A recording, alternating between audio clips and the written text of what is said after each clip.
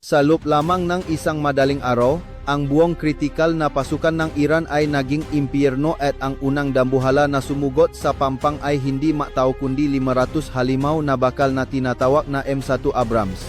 Ang kadiliman ay nakabalot pa rin sa katimugang bahagi ng Strait of Hormuz nang ang landing fleet ng Estados Unidos ay tahimik na lumapit sa baybayin ng Bandar Abbas. Ang tubig na kasing itim ngang tinta ay pinunit ng dose-dose ng dambuhalang busok ngang barkong pandigma na nagiwan ng malalakas na bakas ng alon na parang mga pilat sa katawan ng dagat sa gabi. Ang hangin ay naging maalingasaw sa amoy ng alat, langis ng makina, at mainit na metal. Mula sa malayo, ang buong ham fleet ay tila isang gumagalaw na bundok ng bakal, nakakakilabot sa katahimikan ngunit nagdadala ng pakiramdam ng isang bagyong hindi mapipigilan. Sa mga deck ng mga landing craft, 5,000 US Marines ang nasa posisyon na. Sa malalalim na cargo hold sa ilalim, 500 mines Abrams tanks na kulay kamuflaga ay naghihintay na parang mga maninila sa loop ng hawla. Ang nga makina ay pinaandar na, ang nga katawang bakal ay bahagyang yumayanik sa ilalim ngang mababa at nakababantang ugong. Wala nang masyadong nagsasalita, ang nga batang muha sa ilalim ngang malamlam na pulang ilaw sa loop ngang barko ay naging matigas dahil sa tensyon. May mga yumuyuko para higpitan ang strap ne kanilang helmet. May mga tahimik na nagsusuri ne kanilang magazine, radyo, balisong, at gas mask. Ang mateng crew ay nakaupo sa loob nga masikip na bakal na espasyo, ang makamay ay nakahanda sa control lever, ang mamata ay nakapako sa mga asul na LED, electronic gauges na patuloy na kumukurap. Alam nilang lahat na kapag bumukas ang pinto ng barko, wala nang drill. Wala nang palabas ng lakas. Sa harap nila ay tunay na apoy, tunay na bala, tunay na tao, at ang kamatayan ay magiging tunay rin. Sa flagship na nangunguna sa formasyon, ang commander ng operasyon ay nakatayo sa command deck, tahimik na nakatingin sa electronic tactical map na punong-puno nga pulang simbolo. Ang Bandar Abbas ay lumitaw bilang isang maliwanag na punto sa madilim na screen. Hindi lamang ito isang port city. Ito ang strategic lifeline, ang pintuan patungo sa Gulf, ang sentro ng lahat ng logistics, mga barkong pandigma, fuel depot, at ang garbo ng coastal defense system ng Iran. Kung ang Bandar Abbas ay mapasok, ang balanseng buong rehiyon ay mayayanig. Kaya naman ang labanang ito ay itinakda mula sa simula na walang puwang para sa pag-aalinlangan. Kasabay nito sa kabilang panik nga baybayin, naghihintay din ang hukbong Iranian. Sa loob ng mga command bunker na nakabaw ng malalim sa ilalim ng apog at reinforced concrete, binabantayan ng mga opisyal ng Revolutionary Guard ang bawat signal sa radar screen. Alam nilang dumarating ang US fleet, alam nilang ang target ay ang Bandar Abbas, alam nilang kung babagsak ang lugar na ito, hindi lamang ito pagkatalo sa militar kundi isang matinding dago sa moral ng bansa. Ang mga coastal defense missile complexes ay nakahanda ng pumutok. Ang mga artillerya na nakatago sa gilid ng bundok ay may karga na. Ang mga anti-tank mines ay nakabaon sa ilalim na buhangin at kalsada. Sa mga pasukan ng daungan, ang ating hunting teams ay nasa posisyon na saluk ng mabodega, sa mga bubong ng gusali, sa mga eskinita ng mga container, at sa likod ng mga maingat na itinagong konkretong harang. Ang Bandar Abbas sa sandaling ito ay hindi na lamang isang port city, ito ay naging isang dambuhalang bitak na bakal, nakabukas ang bibig at naghihintay na lamunin ang anumang puwersang mangahas na dumaong. Nagsimula na ang countdown. Sa kalangitan, ang mga reconnaissance drones ay dumadaan na parang mga hindi nakikitang multo. Nagpapadala ng live na imahe ang bawat dalampasigan, artillery nest, missile position, kalsada, at port area. Sa malayo sa laot, ang mga destroyers na may dalang cruise missiles ay nakaturo na sa lupain, ang mga stealth fighters ay umiikot sa itaas, naghihintay ng hudyat. Ang buong operasyon ay tila isang dambuhalang makina na perpektong binuo sa isang nakatatakot na paraan. Bawat bahagi ay nasa tamang posisyon. Isang maikling utos lamang at ang mga gulong ng digmaan ay magsisimulang umikot. At kapag umikot na ito, wala nang makakapigil dito. Ang hudyat na iyon ay dumating na sa wakas, walang malakas na sigaw, walang madamdaming pahayag, isa lamang maikling utos na ipinadala sa pamamagitan ng encrypted communication system malamig at matalim gaya ng talim ngang ita. Ngunit pagkatapos nito, ang dagat sa harap ng Bandar Abbas ay sumabog. Ang unang serye ng mga cruise missiles ay lumabas mula sa mga launch tubes ng mga destroyers. Humihila ang mahahabang buntot nga apoy sa gabi. Sumugot sila patungo sa baybayin gaya ng mga nagniningas na sibat. Pagkalipas lamang ng ilang 10 segundo, ang abot tanaw ay biglang bumuka sa serye ng mga kulay kahel at pulang-bolang apoy. Ang mga radar stations, forward command centers, fuel depots, at coastal artillery positions ay sabay-sabay na niyanig ng mga pagsabog na pumupunit sa kalangitan. Sinundan ito ng ugong ng mga US fighter jets na sumisid mula sa itaas. Nahuhulog ng mga precision-guided bombs sa mga pasukan ng tunnel, air defense position, at mga pinaghihinalang anti-ship missile set. Ang buong baybayin na balot panggabi ay biglang naging isang nagniningas na larawan kung saan ang lupa, bato, bakal, at apoy ay tumatalsik sa langit. Ngunit hindi gumuho ang Iran. Halos agad-agad, mula sa kalobluban ng mabundok sa likod ng daungan, nagsimulang gumanti ang artilerya ng Iran. Ang maunang bala ay humaging sa hangin na tila pinupunit ang bukang liwayway bago bumaksa sa dagat at sa mga landing zones na may nakabibinging pagsabog. Ang nahaligingang tubig, buhangin, at mga piraso ngang bakal ay tumalsik ngang 10-10 metro sa itaas. Kasabay nito, ang mga natitirang coastal defense missile complexes ay nagpakawala. Mula sa mga nakatagong launcher sa loop ng Makuta, ang mga naniningas na bala ay humagibis patungo sa US fleet. Nag-iwan ng mahahabang puting usok na parang mga dambuhalang ahas na apoy. Ang langit sa itaas ng Bandar Abbas sa isang saglit ay naging maze ng mga missiles, interceptors, babalang sirena, ugong ng makina, at nagsasalubong ng mga sinang ng liwanag. Ang mga defense systems ng US fleet ay agad na tumugon. Ang mga interceptor missiles ay lumunsad mula sa mga barko, sumasabok sa gitna ng langit bilang nga malulupit na bolang apoy.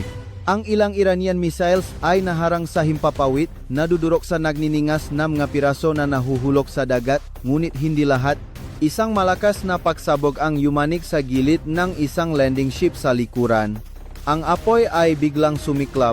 Ang itim na usok ay pumailan lang sa gitnang sumusulong na mga barko. Gayunpaman, ang formasyon ay hindi huminto.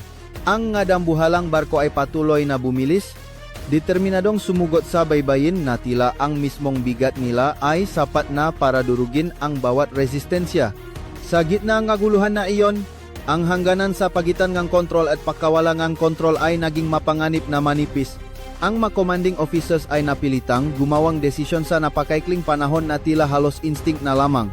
Ang isang maliit na pagkakamali sa koordinasyon, ang pagkaantala ng ilang segundo sa pagtugon ay maaring magresulta sa hindi mababawing pinsala sa buong formasyon. Ang mga sirena, distorted signals, at magkakapatong na pagsabog ay nagpadilim sa lahat na tila nilalamon ng mismong battlefield ang kamalayan ng tao. Pagkatapos, ang unang sina ng bukang liwewe ay pumuni sa langit ng Gulf gaya ng isang madugong pulang talim.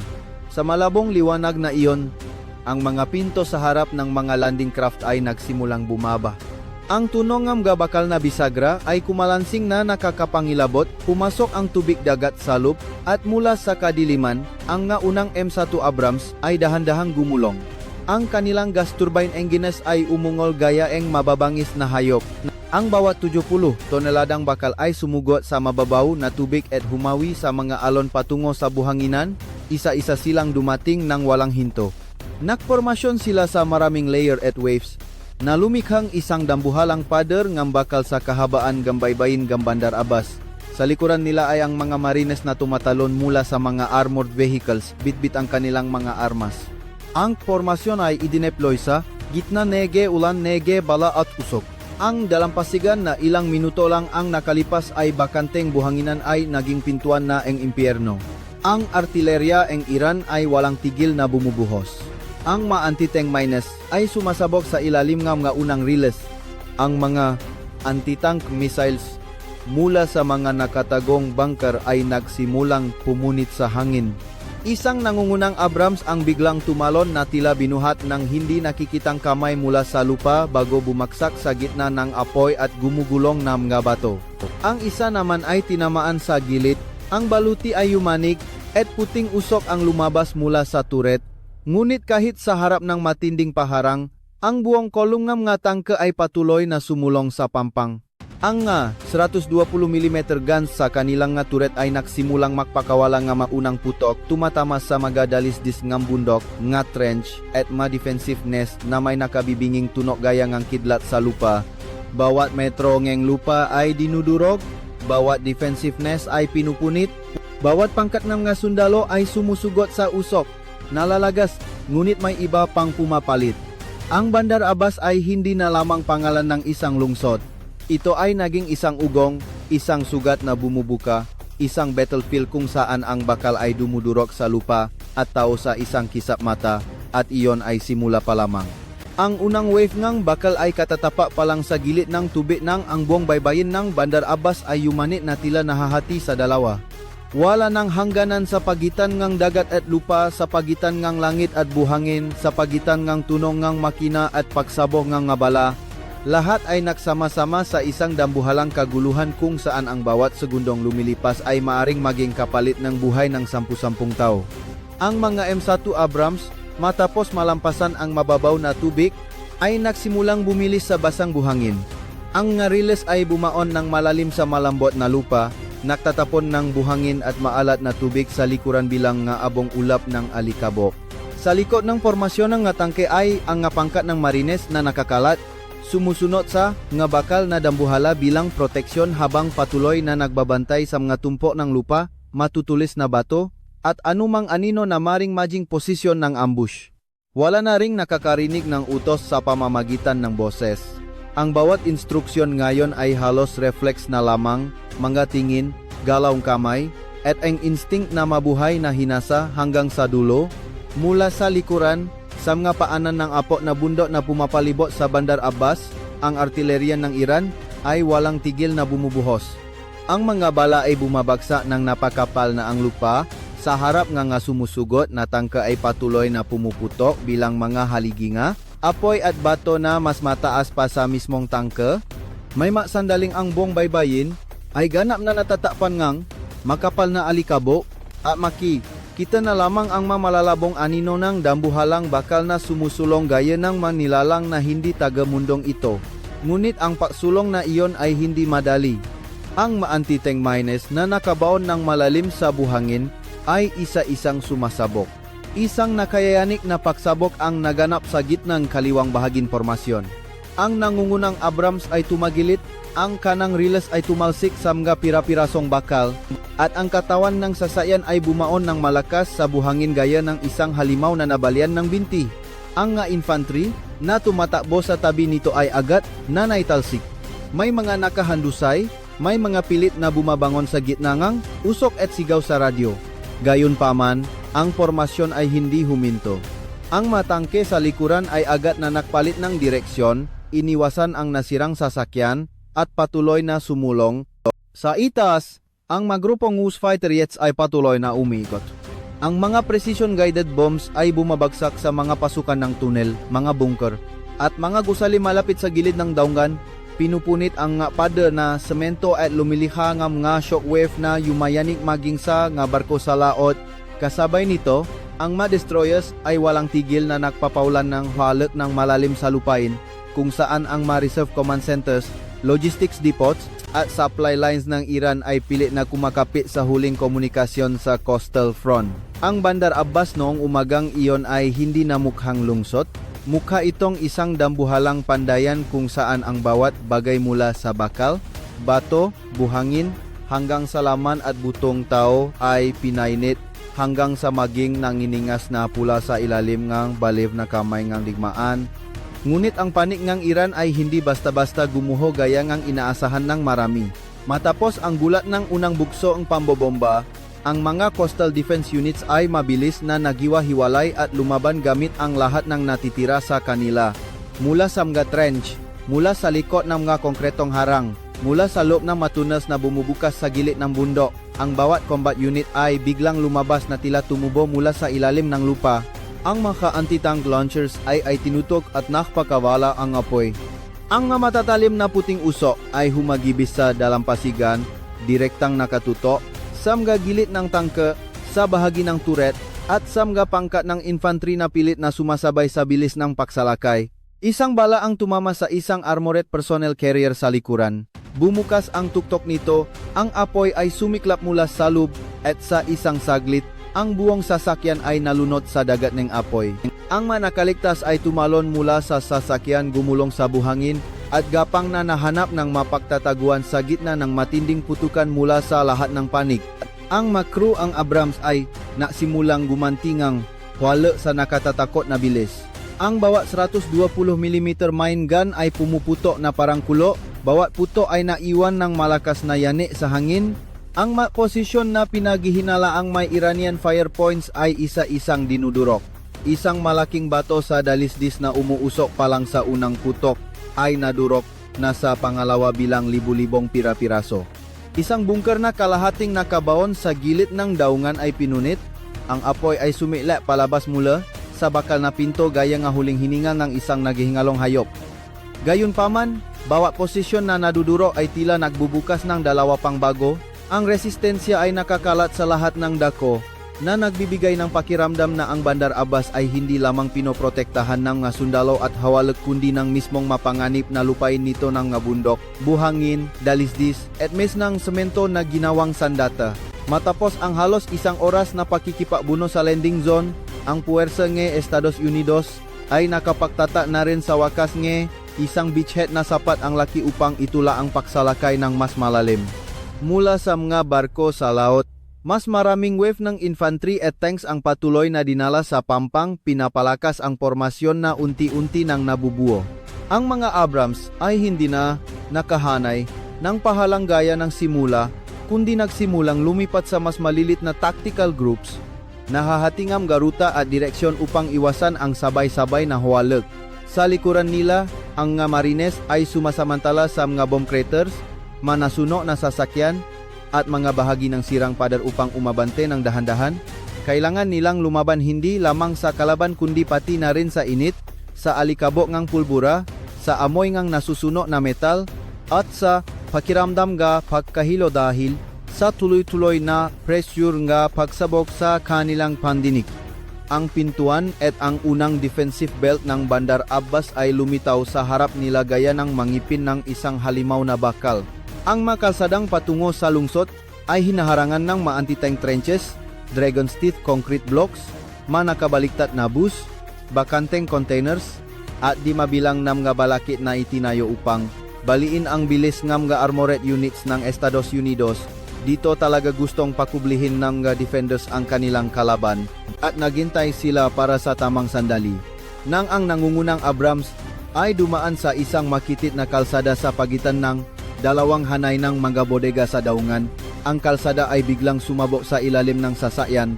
Ang napakalakas na pagsabog ay nag-angat sa harap ng tangke at sa sandaling nawalan itong balanse. Mula sa dalawang panig ng bodega at loading platforms, sunod-sunod na anti-tank missiles ang pinaputok. Ang maputing sinang apoy ay pumunit sa maalikabok na kalsada, sumusugod sa formasyong NG, Estados Unidos, mula sa lahat si NG Angulo. Ang active protection system sa ilang tangka ay agad na na-activate, hinaharang ang nga bala sa himpapawid at lumilihang nga nakabubulak na bolang apoy sa harap ng sasakyan, ngunit hindi lahat ay naharang. Isang Abrams sa kanang bahagi ang tinamaan sa likurang bahagi ng turret, ang katawan ng sasakyan ay yumani ng matindi, at itim na uso ang agad na pumailan lang. Ang sasakyan ay pilit pa ring umaatras, pilit na inikot ang kanyon para humanap ng gagantihan, ngunit biglang namatay ang makina sa gitna ng matinis na babala sa loob ng cockpit. Ang crew sa loob ay kailangang buksan ang escape hatch sa gitna ng makapal na ulan ng bala.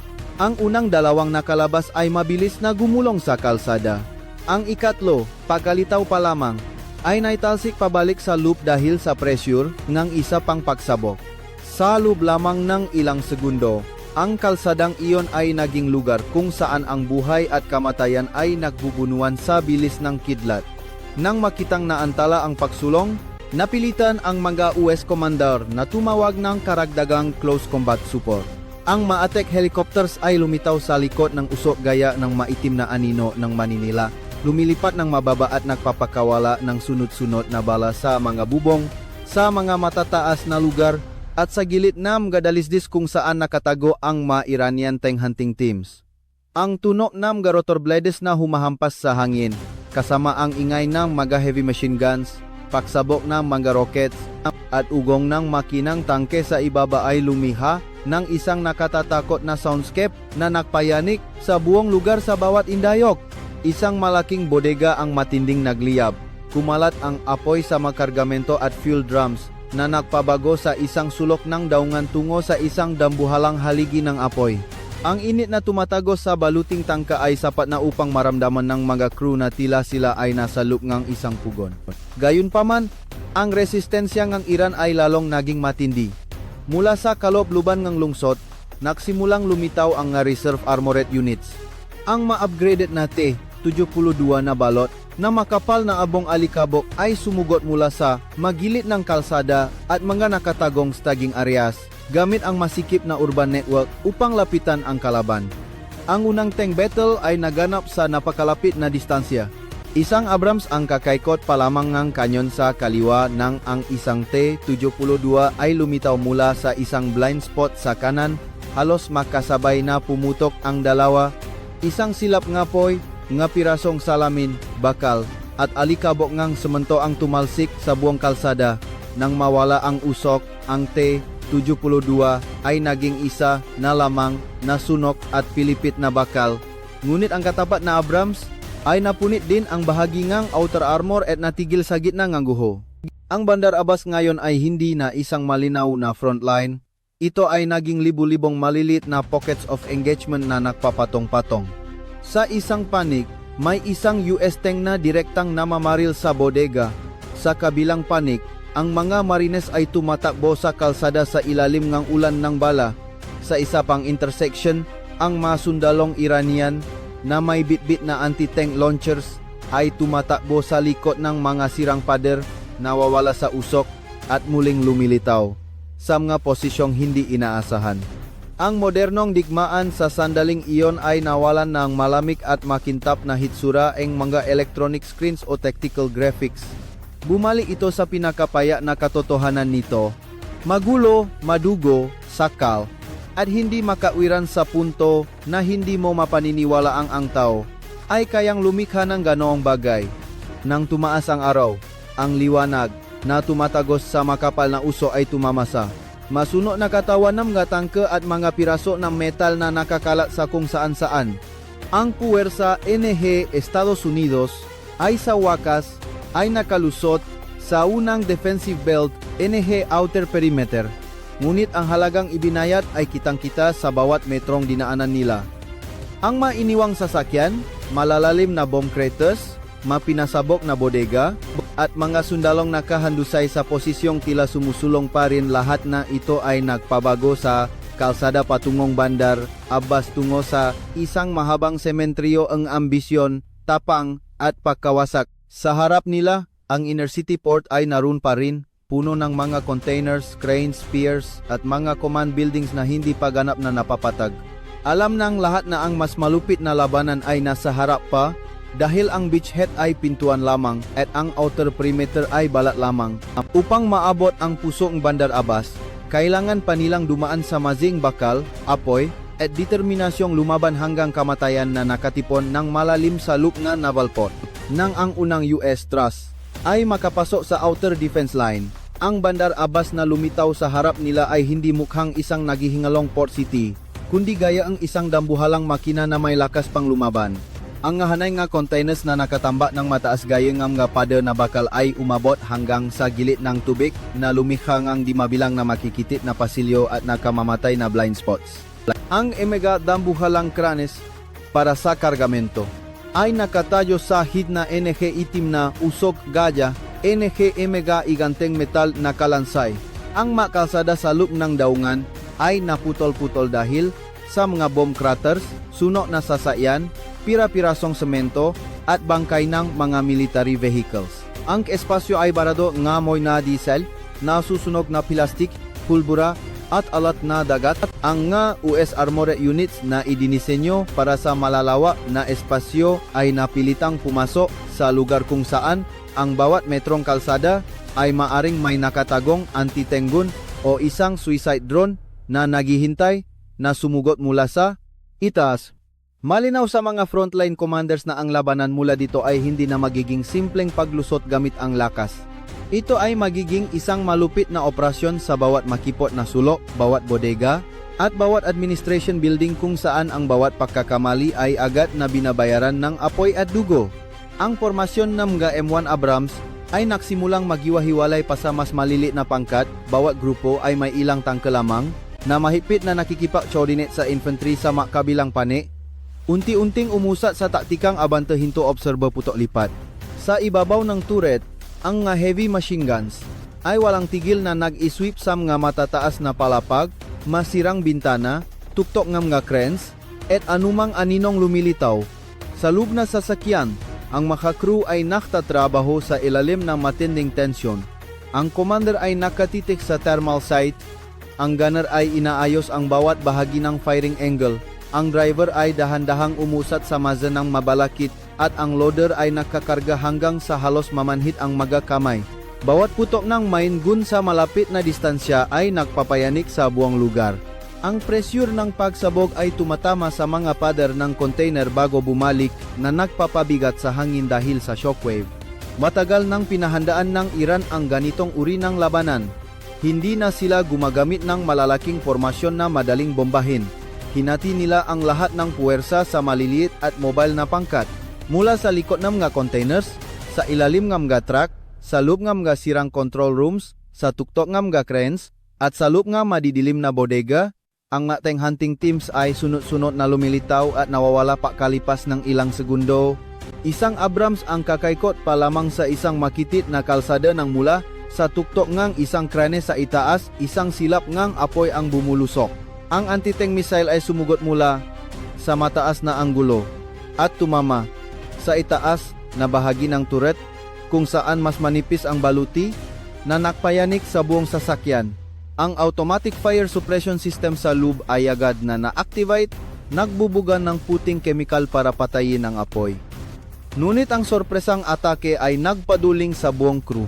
Ang tangke ay may kakayahan pa ring lumaban, ngunit sa sandaling iyon, isang pangkat ng mga sundalong Iranian mula sa likod ng hanay ng mga containers sa kanan ang nakpaulan ng mga RPGs at machine gun fire na napilit sa mga US Marines na sumusuporta na magiwa-hiwalay at humanap ng mapagtataguan. Ang eksena, sa loob ng ilang 10 segundo ay naging sakal sa kaguluhan. Napilitan ang mga US commanders na tumugon gamit ang hawalok na nakalulunot. Ang Abrams na nasa likod ay agad na itinaas ang kanyon sa isang kakaibang mataas na anggulo, pinindot ang gatilyo, at ang pagsabok ay winasak ang control cabin ng crane. Ang dambuhalang bakal ay nagliyap at tumagilit patungo sa gitna ng daungan, hila ang toneladang bakal at kabel na dumurok sa kalsada. Ngunit kahit ang mabilis na paktuhong iyon ay hindi nakpabawas sa kalupitan ng sitwasyon. Habang lalong lumalalim, nararamdaman ng puwersa ng Estados Unidos na sila ay lumalaban sa lugar kung saan kabisado ng kalaban ang bawat sulok, bawat tubo, bawat hagdan, at bawat lamat sa pader. Isang malaking sunog ang sumiklap sa fuel depot nomor 3 matapos tamaan ng artilerya mula sa Navy sa laut. Ang apoy na may taas na 10-10 metro ay sumasalamin sa katawan ng mga sumusugot na tangke na nakpapalit sa kanilang kulay buhangin na baluti tungo sa isang madilim na pulang liwanag gaya ng bakal na pinainit sa isang pandayan. Ang init ay napakatindi na ang pintura sa ilang sasakyan ay naksimulang bumukol at matuklap. Ang itim na usok ay bumabalot sa hangin na nagpapaduling sa mga optical cameras at thermal sensor sa maraming pagkakataon. Napilitan ang mga tank commanders na ilitaw ang kanilang katawan mula sa turret upang direktang mag-obserba, kahit na kailangang harapin ang panganib ng mga snipers anumang oras. May mga malilit na Iranian drones na biglang lumilitaw mula sa likod ng mga bubong ng bodega, lumilipad ng mababagaya ng mga ibong maninila bago sumisid ng diretso sa mga cooling vents o sa mga sight systems. Ang 50 caliber machine gun sa ibabaw ng tangke ay walang tigil na nabubuga ng apoy hanggang sa maging niningas na pula ang mga bariles. Ngunit sa masikip na kapaligirang iyon, isang saglit na pagkaantala lamang ay sapat na para makatama ang isang drone. Isang maliit ngunit napakalapit na pagsabok ang nagpadala ng mga pira-pirasong bakal sa baluti na nagparamdam sa crew sa loop na tila may pumukpok sa kanilang dibdib gamit ang isang dambuhalang maso. Samantala, ang mga Iranian infantry units ay patuloy na nagpapalit ng taktika. Ginagamit nila ang mga maintenance tunnels, mga drainage ditches, at mga bridge structures sa ilalim ng mga bodega upang biglang lumitaw sa likuran ng mga puwersa ng Estados Unidos. Isang platoon ng Marines ang kakasweep pa lamang sa isang hanay ng administration buildings nang biglang salakayin mula sa isang maintenance door na bumukas sa konkretong sahig. Ang putukan ay sa napakalapit na distansya na marami ang hindi na nakapihit ng kanilang mga baril. Ang ngasigaw, tawag para sa medic, at pagsabog ng mga granada ay bumalot sa buong lugar sa loob ng ilang minutong kaguluhan. Iyon ang sandaling naintindihan ng nga tao na ang Bandar Abbas ay hindi lamang pinoprotektahan ng mabibigat na armas, kundi ng desperadong determinasyon ng nga taong nagpasyang kumapit sa bawat metrong huling lupa. Sa kabila nito, ang bigat ng makina ngang digmaan ng Estados Unidos ay unti-unti pa ring tumutulak pasulong. Sa bawat oras na may nalalantat na resistance nest, agad na bumubuhos ang pinaksamang hoalag. Ang mga destroyer sa laut ay namamaril gamit ang main guns sa mga gusaling pinaghihinalaang may command posts. Ang mga attack helicopters ay umikot sa gilid ng tubig, nagpapakawala ng rocket sa mga hanay ng mga bodega na hindi pa napapatag. Ang mga combat engineers na sumusunod sa mga armored units ay mabilis na gumagamit ng pampasabog at bulldozers upang magbukas ng daan sa mabalakid. Ang Bandar Abbas ay nahahati na samga nagniningas na piraso at bawat bulsang resistensya ay unti-unting nahihiwalay. Ngunit sa yuktong ito, ang pinsala sa panig ng US ay naging mas malinaw kaysa kailanman. Wala na ang imahe ng isang maayos at magiting na pagsulong gaya ng orihinal na kalkulasyon. Sa lahat ng dako ay may mga sunog na bangkay ng mga armored vehicles. May mga Abrams na hindi na makagalaw dahil sa putol na riles.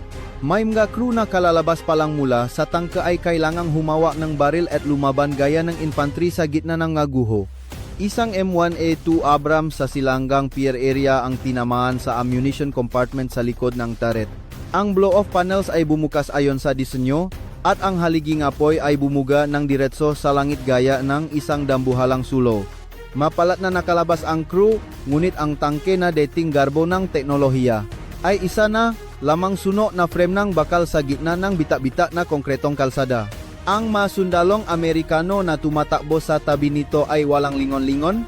Wala na silang oras para sa gulat o panghihinayang. Ang tanging alam nila ay magpatuloy sa pagsulong. Pagdating ng tanghali, ang main US thrust ay sa wakas ay nakalapit na sa Central Administration Area ng Naval Port, kung saan ang mga administrative buildings, piers, at strategic cargo control systems ay magkakatabi.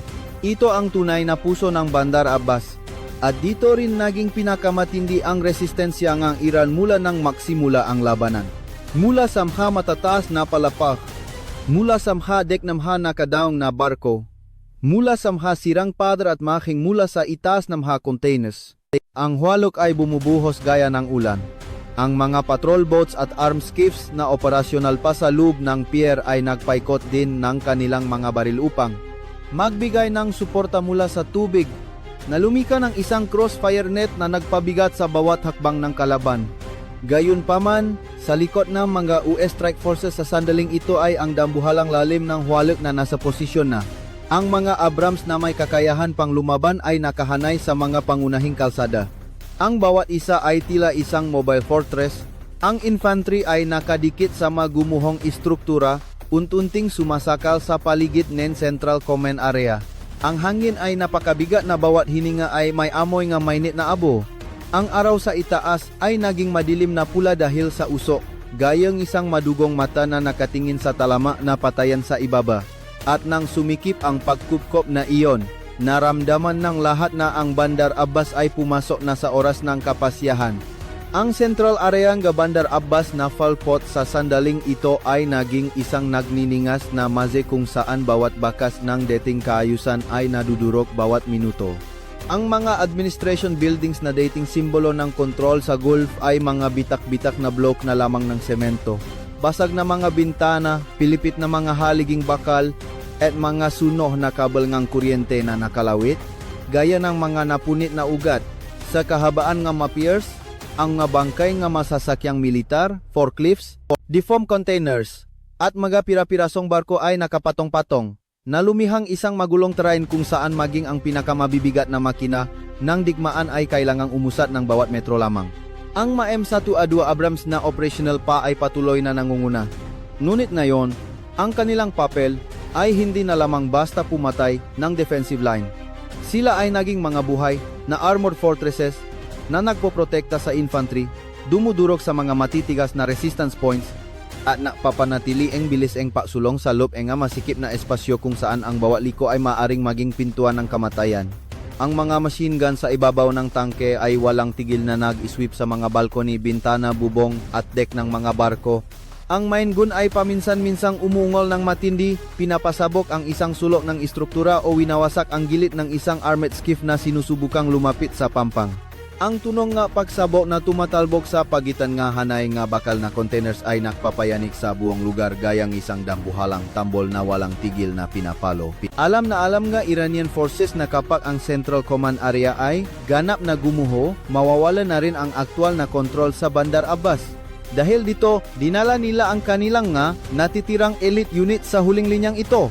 Ang nga snipers ay nakaposisyon sa mga natitirang matataas na lugar. Ang mga anti-tank teams ay nakakapit sa mga engine rooms, sa loop na makabarko, sa makongkretong butas, at sa kahaba ng makabasa na piers. Ang ilang special forces units ay ginagamit pa ang network ng mga sewers at technical tunnels sa ilalim ng pier upang biglang lumitaw sa likuran ng mga US infantry groups na kakahawak pa lang ng posisyon. Ang battlefield sa sandaling ito ay wala ng malinaw na hangganan. Isang pier na idineklarang ligtas ilang minuto lang ang nakalipas ay muling nakakarinig ng putukan sa likuran. Isang administration building na pinasabog na ang itas na palapag ay maring mayroon pa ring isang combat unit na kumakapit sa ground floor. Ang Bandar Abbas ay ayaw mamatay sa isang bagsakan, ito ay nagbibitak, nanginginig, at lumalaban pabalik sa bawat piraso gaya ngang isang dambuhalang halimaw na sugatan ngunit ayaw pang bitawan ang huling instinct na mangagat. Sa direksyon ng Pier Nomo 1, kung saan ang ilang Iranian patrol boats at missile boats ay sinusubukan pang umalis sa pantalan patungo sa open waters, isang eksenang hindi pa nakikita kailanman ang nagaganap, ang US M1 Abrams matapos malampasan ang huling balakid ay nakalapit na sa gilid ng tubig. Nakahanay sila ng pahalang sa sunok at itim na semento ng pier. Ibinaba ang mga nong forward direktang itinutok siyang target sa tubig. Sa gitna nga liwanag na nagmumula sa mga nasusuno na bodega sa likuran, ang bawat balangang kanyon ay direktang tumama sa katawan ng mga barkong sinusubukang tumakas. Isang patrol boat ang tinamaan sa gitna, sumabog bilang isang bolang apoy, at matinding tumagilit sa kaliwa bago tuluyang lumubok sa madilim na tubig ng Luke. Ang isa pang barko ay pilit na bumilis, habang ang mga baril sa dek nito ay sinusubukan pang gumanti ng putok sa pampang. Ngunit sa ikalawang putok mula sa isang M1 Abrams sa kanang bahagi, ang upper structure nito ay nakapira-piraso. Ang haligi nga usok ay umabot ng 10-10 metro. Ang tubig, apoy, nasusunok na langis, at mga piraso ngang bakal ay nagsama-sama sa isang tanawing kahanga-hanga ngunit nakatatakot. Tila ba maging ang dagat ay kinalatkat na rin sa patayan sa lupain. Gayunpaman, hindi tumigil sa pag-atake ang paningang Iran. Mula sa matataas na crane na nakatingin sa pier, ang nga malilit na drone na may dalang pampasabog ay patuloy na sumisit sa mga bukana nga tangke, sa mga infantry na tumatawid sa mga bakanteng espasyo, at sa mga ambulance at ammunition trucks sa likuran. Isang drone ang sumabog mismo sa ibabaw ng turret ng isang Abrams na nagpadurog sa external observation system nito. Ang uso at mga spark ay tumalsik na parang paputo mula sa impyerno.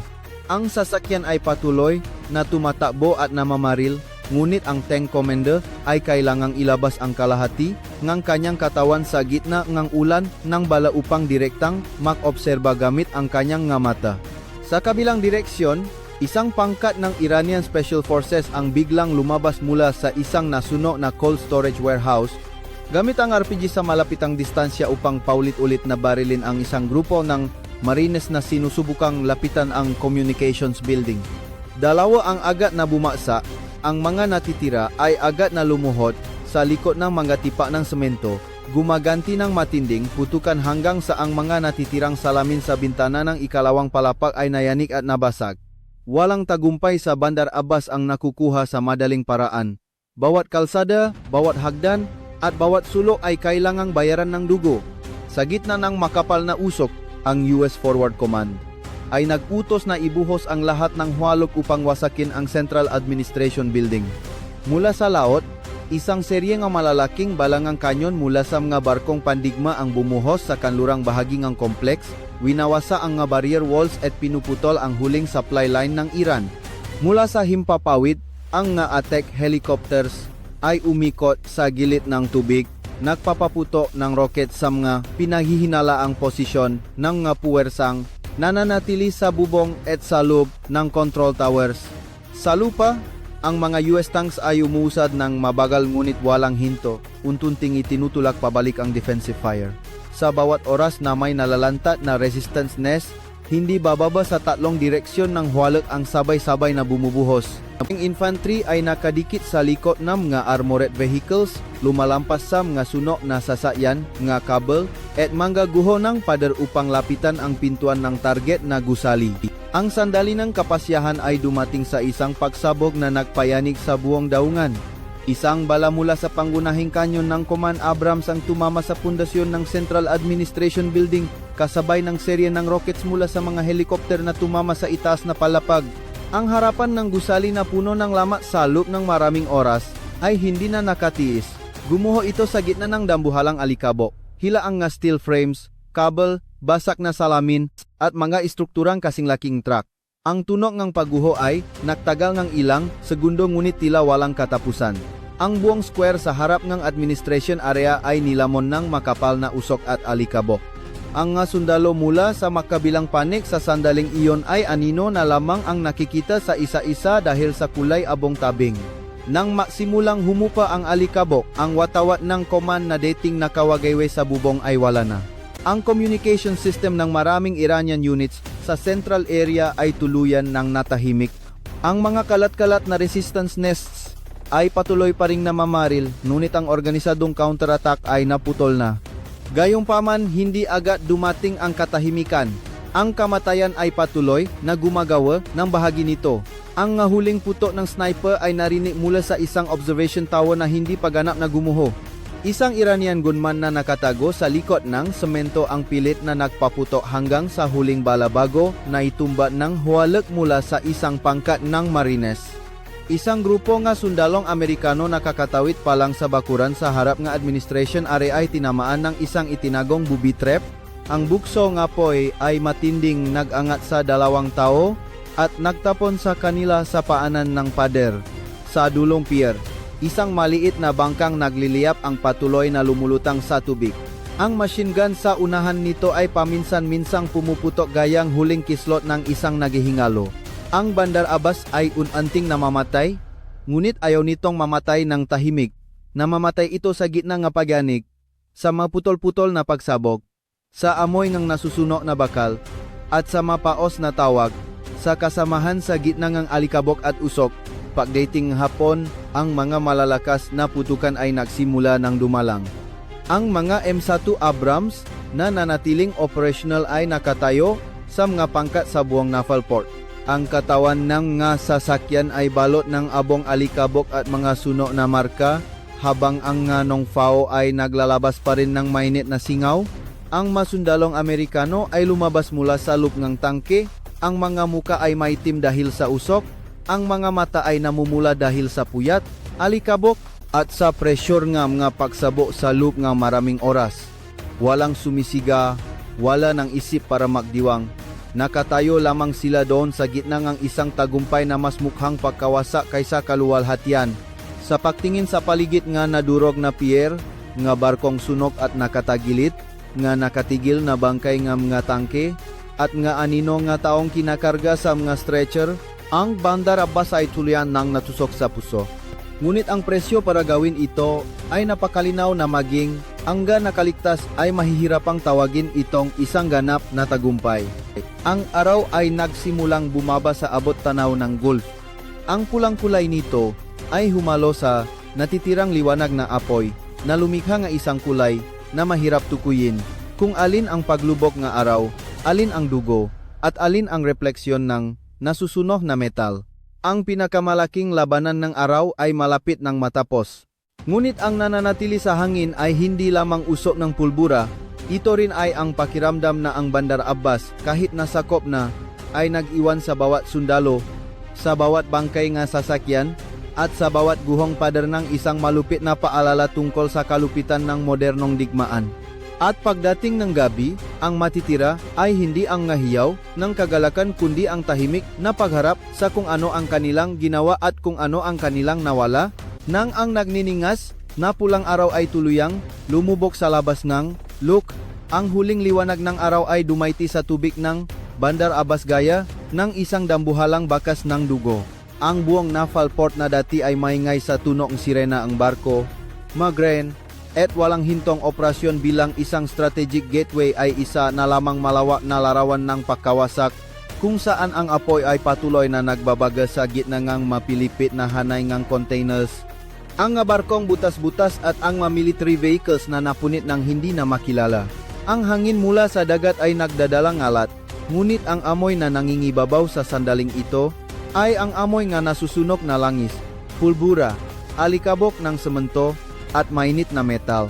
Ang Bandar Abbas ay bumaksa na, gayunpaman. Ang tanawing ito ay hindi nagbibigay ngang pakiramdam ngang isang malinis tiyak o maluwalhating tagumpay. Mukha itong isang lugar na kapipisa pa lang ang buong mundo, dinurok, sinunok, at iniwan sa isang nakapangingilabot na katahimikan. Ang manakaligtas na M1 Abrams ay nakatayo sa iba't ibang bahagi nga naval port gaya ng maitim na estawang bakal. Ang ilan ay buo pa, balot lamang ng alikabo at mga sunoh na marka. Ang ilan naman ay nawalan ng bahagi ng side armor, putol ang riles at butas-butas ang turret. May mga tangke na nananatiling umaanda ng mabagal gaya ng isang sugatang hayop habang ang crew ay tahimik na naghihintay ng bagong utos sa loop. At mayroon ding hindi kakaunting tangke na habang buhay nang mananatili sa mga kalsadang kani-kanina lang ay buong lakas nilang dinudurok. Ang kanilang mga katawan ay suno, ang mga kanyon ay tahimik, ang mga armor plates ay baluktot dahil sa pressure ng pagsabo. Nakahandusay sila bilang pinakamalamig na ebidensya ang katotohanan na sa modernong digmaan, kahit ang sandata na IT nurturing narurok ng teknolohiya, ay mari paring maging walang buhay na bangkay nga bakal sa loop lamang ng ilang segundo. Ang mga sundalong Amerikano ay nagsimulang kumalat sa buong lugar upang patatagin ang posisyon, suriin ang mga huling resistance nests, at ayusin ang medical aid at supplies para sa mga sugatan. Ang tensyong parang nakabanat na tali ay hindi pa rin nawawala dahil alam ngang lahat na sa isang malawak na urban battlefield gayang Bandar Abbas, ang katahimikan ay hindi nangangahulugan ngang kaligtasan. Sa likod ng bawat guho, sa bawat bodegang hindi pa nasusuri, sa bawat madilim na sulok sa ilalim nga tulay, o sa loop ng bawat cabin ng barko na hindi pa na-sweep, maaring mayroon pa ring isang sundalong Iranian na naktatago. Ang mga headlight, mula sa mga engineering vehicles at armored vehicles, ay isa-isang bumukas, sumisinag sa bitak-bitak na semento, sa mga bumagsak na steel frames, at sa mga bakas ng dugo na nagsisimula ng mangitim sa ilalim ng dapi hapon. Ang mababang ugong ng mga makina, ang tunog ng radio static, ang kalansing ng stretcher, at ang nakmamadaling yabak ng kamirik ang kabakong tunok na pumalit sa bangkas na waler kanina. Sa loop ngang isang area na kordonado malapit sa lumang administration center, ang nga nakaligtas na krengang gatangke ay nagsimulang lumabas mula sa kanilang nga sasakyan. Mabigat at matigas ang kanilang bawat hakbang na tila ang kanilang katawan ay hindi pa makapaniwalang sila ay buo pa. Ang kanilang mamukha ay balot ng usok, alikabok at tuyong pawis. May ilang natanggal ang kanilang helmet upang ipakita ang buhok na dikit-dikit sanu. May ilang umupo agad sa tabing riles ng tangke. Ang dalawang kamay ay nakapatong sa tuhod. Ang nga mata ay nakapako sa kawalan ng walang imik. May ilang yumuko upang tulungang hilahin ang sugatang kasamahan mula sa loop and tangke. Dahan-dahan ngunit determinadong gumagalaw. Tila ba kung hahayaan nilang tumigil ng matagal, lahat na emosyong kinimkim sa buong araw ay sabay-sabay na bubuhos sa kanila. Walang hiyaw ng tagumpay, walang tumatawa, walang naktataas ng kamao. Sa kanilang mga mata, ang natitira na lamang ay ang matinding pagod, Ang maimaheng hindi pa mapangalanan at ang pakiramdam nga taong kadaan pa lamang sa isang bagyo nga apoy at hindi pa rin maunawaan kung bakit sila ay buhay pa. Sa kabilang panig, ang nga nakaligtas na sundalong Iranian na nadakip o natakpuan sa mga huling defensive holes ay lumitaw din sa parehong kalagayan. Pagod na pagod sila at puno nga alikabok. Marami ang malubhang sugatan ngunit pilit pa ring pinananatili ang matigas na tingin. Ang ilan ay nakasandal sa pader. Ang dugo ay tumatagos sa kanilang maduming uniforme, habang ang dibdib ay hirap pang huminga. Ang iba naman ay inilabas mula sa mga kalahating gumuho na kwarto, mausok na bunker, o mga bahagi ng barkong punong tubig e langis. Lumaban sila hanggang sa kanilang limitasyon, at kahit nasa makabilang panig ng battlefield, sila at ang mga sundalong Amerikano ay dumadaan sa isang mabigat na hangin ng kawalan, kung saan wala nang gaanong puwang para sa mga dakilang slogan. Ang digmaan sa sandaling ito ay hindi nalabanan sa pagitan ng mga simbolo nga watawat at mga strategic maps.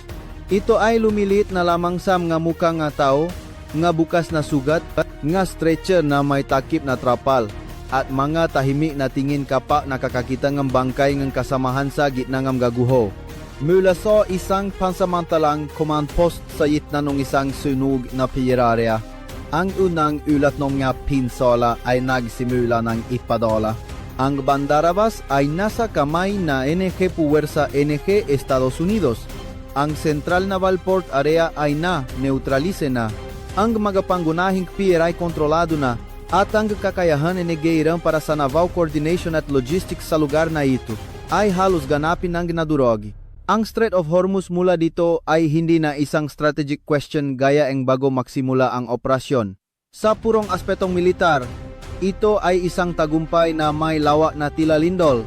Ngunit maging ang commanding general ng operasyon na kanina pa nakatayo ng walang kibo habang tinitingnan ang bilang ng casualty kasama ang live images mula sa field, ay hindi may tago ang mabigat na buntong hininga.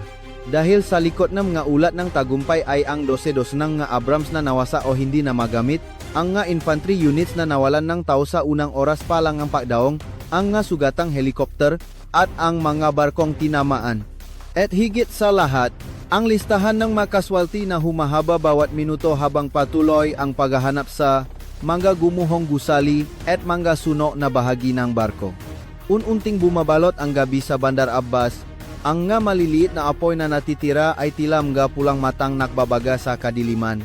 Ang nga rescue teams ay kumikilos sa gitna nga guho, sa ilalim nga engineering lights, tinatawag ang isa't isa, tinatawag ang makasamahan, sinusuri ang bawat makitit na espasyo, bawat tipa ng semento, bawat nakasarang kwarto upang maganap nga mabuhay pa.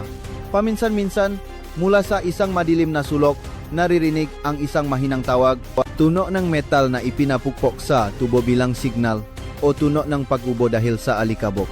Sa bawat pagkakataong ganun, ang masundalo sa malapit ay agad na sumusugot ng walang pag-aalinlangan. Sa mga sandaling iyon, ang lahat ng pagkakaiba sa ranggo, unit o maging ang malamit na hitsura nga makinangang digmaan ay nawawala, tila mga tao na lamang na sinusubukang agawin ang isang buhay mula sa kamay ng battlefield. Sa malayo sa gilid ng tubig, ang nga barkong Iranian na tinamaan ay patuloy pa ring nasusunog. Ang kanilang nga apoy ay sumasalamin sa itim na dagat gaya ng masugat na abot hanggang sa abot tanaw. Ilang maliliit na rescue boats na may dalang nga sugatan ang tahimik na gumagalaw sa gitna nga oil slicks. Ang nga biraso ng barko at kahoy ay nagbabanggaan sa indayok ng alon na lumilihang ang isang tunok na tuyo at kakaiba ang lungkot. Ang Bandar Abbas ay dating puso ng isang strategic region. Ngayon, mukha itong isang katawan na kadaan lang sa isang operasyon gamit ang maso at apoy. Lahat ng nananatili ay ang mga natitirang bahagi matapos ang huling pangingini ng isang araw na wala ng gustong makaalala ng buo. Sa gabing iyon, nang ang putukan ay ganap ng tumigil, isang ibang pakiramdam ang nagsimulang pumasok sa bakanteng espasyo na iniwan ng karahasan. Hindi ito ang kagalakan ng tagumpay at hindi rin ito purong kalungkutan. Ito ay ang mabigat, nagbabaga at malalim na pagninilay tungkol sa presyong palaging hinihingi ng digmaan. Ang sundalong Amerikano na nakatayo sa gitna ng kanilang narating ay naunawaan na sila ay lumaho sa Isang operasyon na isusulat sa bawat military report gamit ang nga salitang gaya ng mabilis, nakalulunod, coordinated, determinasyon, at tagumpay. Ngunit alam din nila na ang kasaysayan ay madalas na hindi na isusulat ng sapat ang amoy ng pulbura na nananatili sa baga. Ang tawa ng nga medic kapag ang radio ay overloaded na, ang tingin ng isang kasamahan na kalalabas pa lang mula sa isang nasusuno na tangke o ang nakapangingilabot na katahimikan matapos burahin ng isang bala ng kanyon ang isang sulok ng pier.